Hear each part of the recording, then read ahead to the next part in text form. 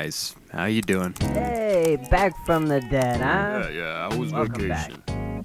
Profits are down 2% since last quarter, and it's not a bad idea considering how... Hey, Matt, you're still staring at your screen, bud. Yeah, Twitter, it's a reflex. The Remarkable 2 is a unique tool that I looked at and thought, less digital distractions, more productivity.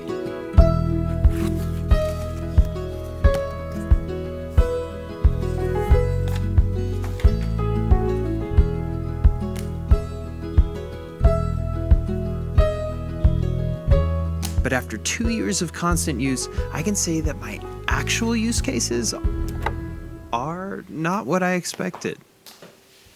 These were the ways I expected it to be useful. Writing documents and scripts, handwriting to text, distraction-free work, school, and screen sharing. This is a list of all the other ways I ended up using the device over the course of 2 years. I want to share what tasks I think this device does exceptionally and what this device did not help me with over my time trying an e-ink tablet. But first, a quick list of pros. We're drifting in the dark. Can we do better? Wish I could rewind. The small dots, my template of choice, and the calligraphy pen, my pen of choice. It makes my handwriting look best and everything else I use for sketching. USB-C rechargeable with 3 to 4 weeks of battery life is massively beneficial. And if you're running low, you have time to go get a USB-C charger, which is everywhere. 10 points for Gryffindor. And this thing is thin, like remarkably thin. It's equal in transportation to my old moleskin notebook. You just stuff it in a laptop compartment of a backpack and you're out the door. Not to mention these little nubs on the bottom are a nice touch to increase some friction. The lack of glare is underrated with e-ink. It feels just as good to write on this thing in the shade as it does in direct sunlight. I hated playing Game Boy Color without a backlight, but I'm an adult now and can turn the lamp on at night. The lack of blue light on this device makes it such a good nighttime can't sleep device for me, which is super important. Analog devices often come with trade-offs, and most people would call this a downgrade from an iPad, but if there's one thing I want to make abundantly clear about this review of the Remarkable is that its competitor is paper, not smart tablets.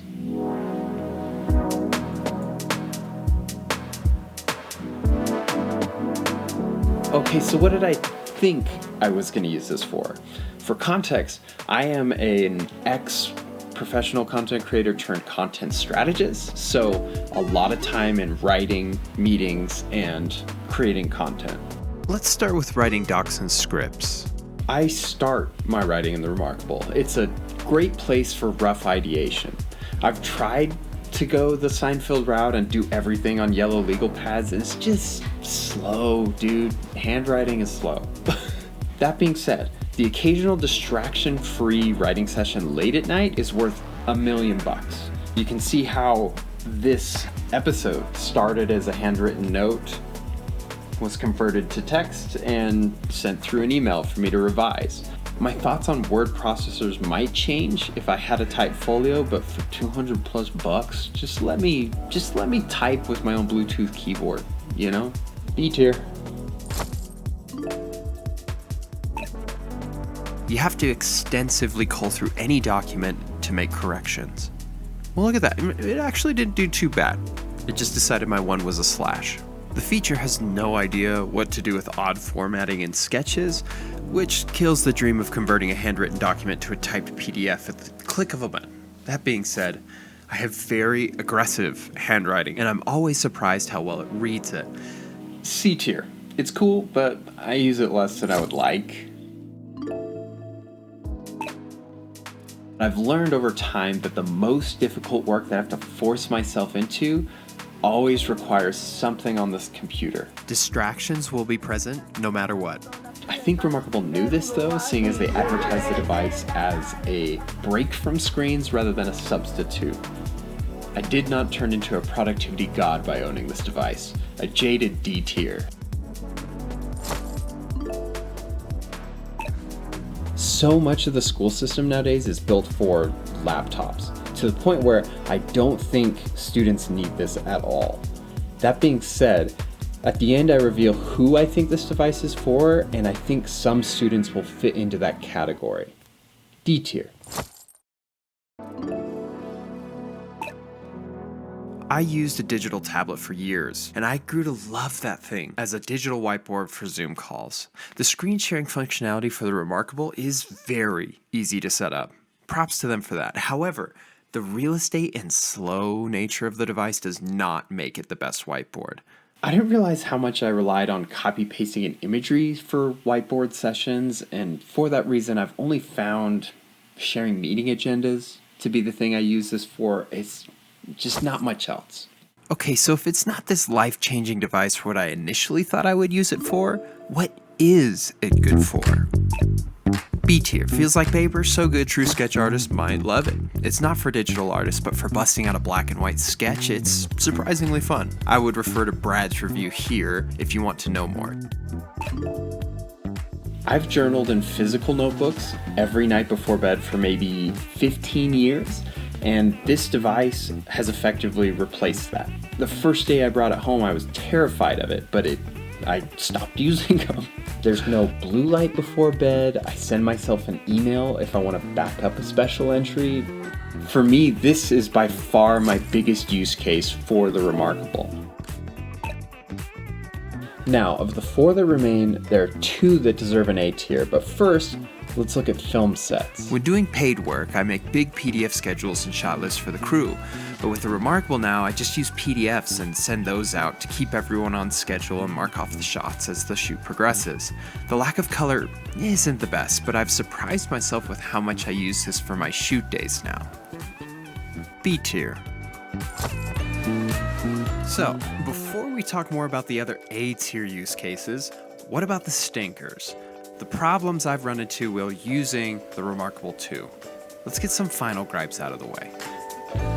The precision of this pen isn't quite to the same level as some of the Wacoms and drawing tablets that I've used. It's not a problem for 95% of my use, but it can occasionally break the illusion of paper when I sketch. I'm going to zoom way in here to show you what I'm talking about. Honestly, it just looks like I suck at drawing lines, but just know that it happens every once in a while. However, most often that poor precision is because I need to change the nub. There's no rectangle tool, and as a rectangle myself, it's hard to draw self-portraits. I love the gray highlighter, but it lacks precision. It interacts weird with itself sometimes when backspacing with the gestures, and it doesn't turn with the pen or have more precise sizes to deal with the cell shading look I've fallen in love with. Now, the 2 A-tier options are both valuable because the Remarkable 2 provides the same value in both circumstances, work meetings and church. Because 1, it keeps me off my phone, but 2, it upholds a relatively elegant image in front of employees or an audience. I won't be playing Jetpack Joyride, and it doesn't look like I am either. I was a high counselor for the Church of Jesus Christ for a couple of years, which meant I would pull my talks off of Google Drive before giving a speech, and it's as good as printing things off. I can still make notes in the margins, and I have access to all my notes back on my computer via the Remarkable app. The only reason this isn't S tier is because I can't bring myself to use this for Zoom meetings. It feels redundant when you're already at a computer. This is an excellent way to plan. It just feels like an expensive way to do it. I used to use notebooks as a bullet journal, and I tried to do the same with this, but with time I've opted to use Notion. It's still not a perfect system, but B tier. I think other people might be able to make this work more than me. I just didn't think it was a game changer. And lastly, construction. I love going to Home Depot and having the plans backed up in your phone, but I just don't love having it on the job site when sawdust really starts flying.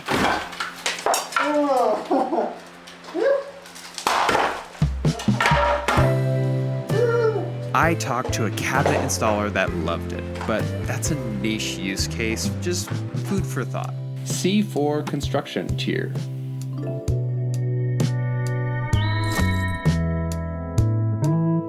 last thought before we end.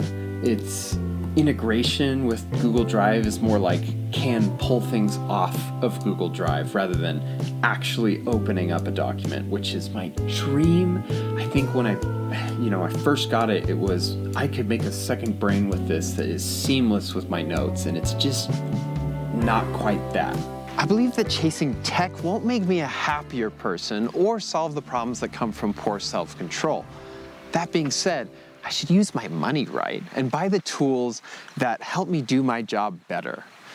Now, I knew a girl in college that had like 2 notebooks and a planner on her at all times, and that's the person I think this is for. For everyone else, it's a luxury item that adds some simplicity to life, which ain't a bad thing. I look to the Remarkable 2 as a way to potentially solve me getting distracted at a computer. However, if I were to boil its value add to its core, it would not revolve around productivity. It certainly provides the occasional distraction-free workflow state for writing. But the number one thing this actually does for me is replace all of my paper notebooks and provide a more elegant solution when in front of employees or an audience.